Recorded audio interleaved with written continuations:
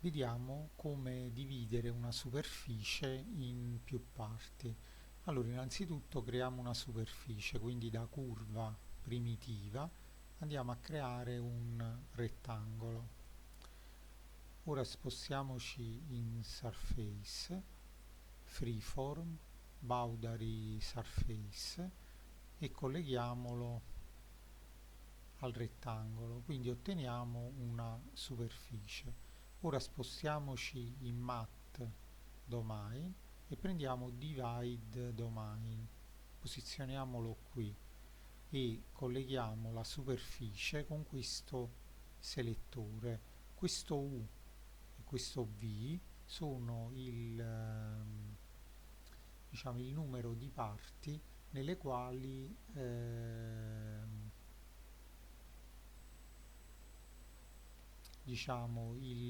la superficie è stata divisa, però in questo momento noi non vediamo questa suddivisione.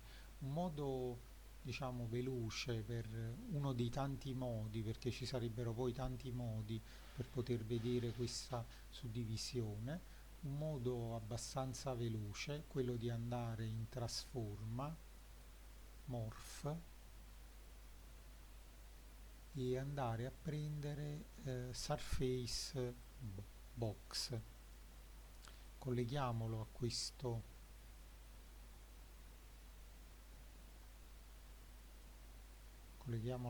elemento, quindi all'elemento dominio,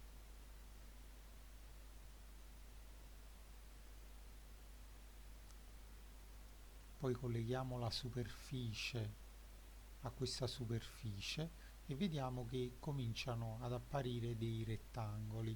Il motivo per il quale questi rettangoli hanno un'altezza, perché qui nella H c'è un valore pari a 1. Se vado a creare un number slider di valore pari a 0, i rettangoli si appiattiscono. Il numero di suddivisioni è dato da questi due parametri U e V, che di default è impostato su 10.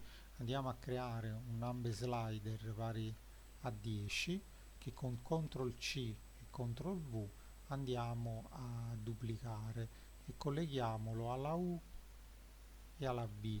Andando a muovere questo selettore otteniamo il numero di suddivisioni del rettangolo.